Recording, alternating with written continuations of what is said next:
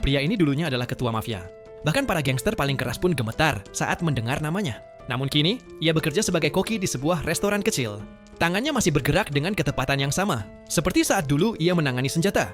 Yoi tidak hanya memasak makanan yang lezat, ia menghias setiap hidangan dengan begitu indah hingga para pelanggan terpukau bahkan sebelum mencicipinya. Ia bahkan bisa membuat bunga dari aluminium foil.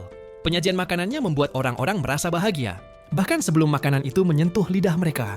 Perlahan, restoran kecil itu menjadi yang paling populer di daerah tersebut.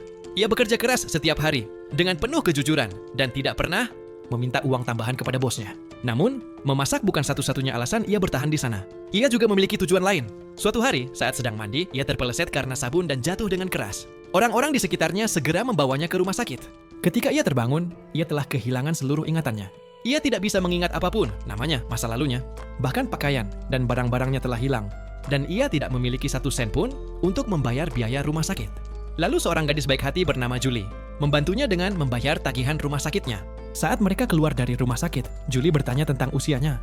Ia membuka dompetnya, melihat kartu identitasnya, dan mendapati bahwa tertulis usianya 32 tahun. Mereka berdua terkejut. Ia sendiri tidak bisa mempercayainya. Ia kemudian pergi ke alamat yang tertulis di kartu identitas tersebut. Tempat itu kotor dan berbau tidak sedap. Tidak ada satupun yang terasa familiar. Setelah Julie pergi, ia mulai membersihkan rumah itu. Berharap hal tersebut bisa memicu ingatannya kembali. Ia mencoba berbicara dengan para tetangga, tetapi tidak ada satupun yang membuka pintu. Tiba-tiba, seorang gangster muncul dan menyerangnya. Namun ia dengan mudah mengalahkan preman tersebut. Hal itu membuatnya curiga. Mungkin ia memiliki kemampuan khusus. Ketika Julie datang berkunjung lagi, ia mengatakan kepadanya bahwa ia suka membersihkan dan ternyata sangat terampil menggunakan pisau. Mendengar hal itu, Julie membawanya ke toko kue beras milik keluarganya. Manajer toko mengira ia tidak akan berguna. Tetapi ketika pria itu mengambil pisau dan mulai bekerja, semua orang terkejut oleh keahliannya. Suatu hari, ketika televisi sedang menayangkan adegan pertarungan yang menegangkan, wajahnya sendiri muncul di layar. Ibu Julie melihatnya dan terkejut.